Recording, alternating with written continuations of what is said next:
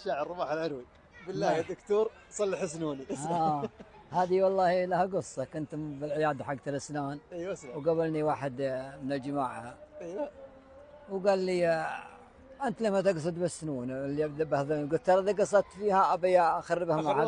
قال مرة سبها. ايوه. اي والله هو زي ما يقولون مجنون وسلم عاصا، ندور اي موضوع نكتب عنه. اسلم. ايوه. فقلت بالله يا دكتور صلح سنوني، لي 3 أيام ما ذقت عيشه، جيتك من الصحه بعد ما زعلوني. ضايق واشوف الباب كبر الدريشه ماسك سيره لي سنه، مزهموني والوضع كم مثلي وغيري يعيش. عجل ترى نص السنون ازعجوني، هذه فلوسي لو تبي ملي خيشه. قبل امس احط ما تشوفها عيوني، واليوم وين الموز وين الجريشه؟ تفرقا فرقه ولا يفنسوني، والسوس جاهن في عتادها وجيشي وضيق له. شفت العرب يضحكوني وشلون بضحك والثنايا دشيشه، وشلون بضحك والثنايا دشيشه، والسين لقيت انطقه وغبوني غير الهواء من بينه اللي هو شيء. الله يكون صح.